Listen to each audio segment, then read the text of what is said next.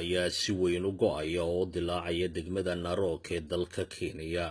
Dhul dilaacan ayaa la sheegay inuu ishaysto tan iyo dalka Itoobiya iyo dhulka Canfartu ay degto.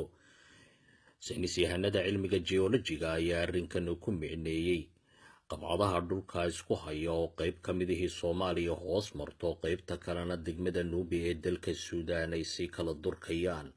dhul dilaacan ayaa laga cabsi qabaa inuu sababo dhul gariiro waaweyn iyo fulkaanooyin ka qarxa Afrika oo sababa in qaybo ka mid ah Afrikada bari ayba ka go'aanba qaaradda Afrika inteeda kale. wadamada arrinkan uu saameynayo ayaa la sheegay inay ka mid tahay guud ahaan dalka Soomaaliya, qaybo ka mid ah dalka Itoobiya, qaybo ka mid ah dalka Kenya iyo qaybo ka mid ah dalka Tanzania.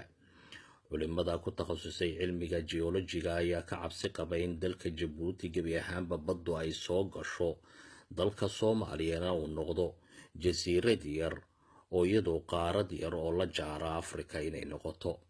la wadaaga asxaabtaada si aad ula socoto barnaamijyo cilmiyeysan oo soo socda mustaqbalka.